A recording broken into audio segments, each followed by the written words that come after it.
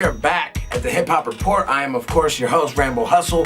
Before we get into it, because I always forget to do this, make sure you hit the subscribe button on the bottom right corner. This is going to help us grow and obviously reach more people faster, so I don't have to post this link in 1,000 different places every time we drop one. Before that, I want to show you this clip of Kanye during his listening session. I think that's important because of my album Palm Trees in Indiana is coming out, and for some reason there are palm trees everywhere. Yeah, I don't see no. Uzi pulling up to Rich the Kid under some palm trees. www.palmtreesinIndiana.com and sign up so whenever my shit rolls out, you guys can get it first. Bet? Alright, let's get to it. Yay!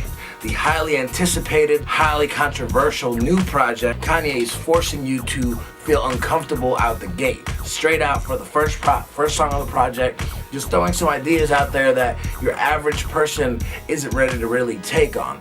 But it seems to be some sort of a metaphoric way to explain the idea of suicide and exploring the idea of offing yourself. Fighting my demons. I'm fighting between Kanye West and Ye, and I'm trying to find a balance in between that. Also, I think included within that message is the idea of Kanye versus the people, to Kanye versus Drake, Kanye versus the media, Kanye versus whoever you want to talk about. Kanye seems to always be the antagonist in whatever drama he seems to be stirring up. Now, Yikes and All Mine seem to be some of the most, I guess, aggressive and rap standard records on the project, where the beats are kind of more of a banger.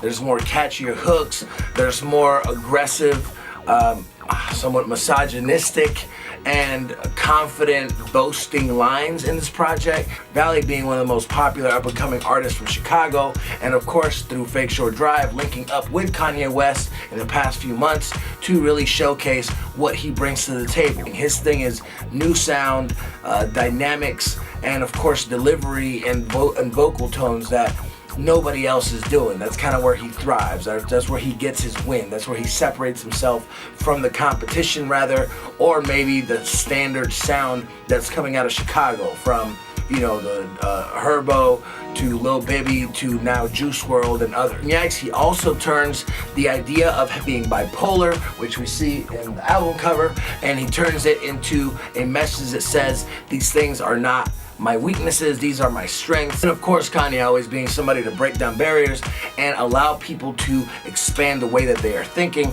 This plays right along with his image, his branding, and generally his message. Now, after All Mine, the project seems to take a sudden turn, really showcasing his production ability is just insane and out of this world. And, you know, as much as criticism as his views got, you cannot question this man's genius behind the boards. He is delivering, and I cannot wait to hear the rest of the albums he's rolling out, because it seems like he's on his shit. And when we get into Wouldn't Leave, this seems to be a very direct message, not just for women, but more specifically for Kanye directing it at Kim, as some of the things that maybe he's done from going from where he's at in All Mine, where he's being more misogynistic, more about conquering women and what they mean to him from a physical point, and going into Wouldn't Leave, where he's addressing that Kim, regardless of how he's living his life and the mistakes he's made and all the, you know, hardships that he's created and been a part of based on the way that he wants to live his life, his personality, and what comes with fame. She is still standing by him.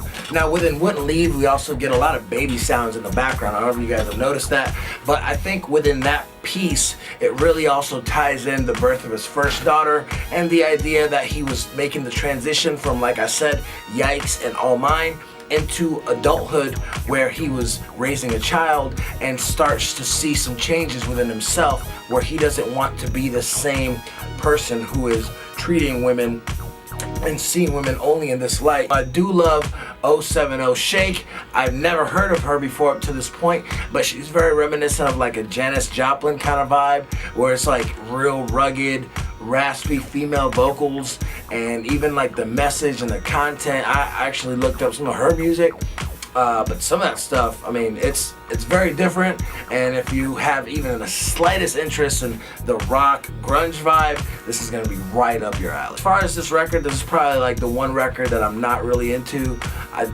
Nothing really did it for me here except for the shake piece.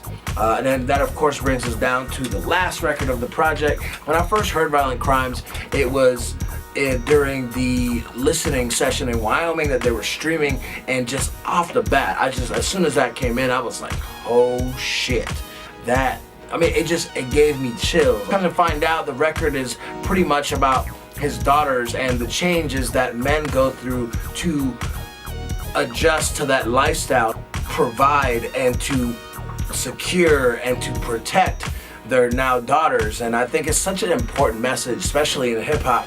Dej Loaf really comes through on this. I think Kanye's got an amazing ear for talent and what he can do with people's voices. When he takes this voice and throws it in here and does this with it, he is really just at the top of his game. With that being said, again, this is Rambo Hustle with the Hip Hop Report. Make sure you subscribe if you haven't done so yet. Leave us a comment, let us know what you thought of the review. Were there some ideas that we shared that maybe you hadn't thought of, or some things that you might have missed that we pointed out? Is there something that we missed that you want to point out? Feel free, leave a comment. Peace, love, hip hop. Woo! Back up on my bullshit like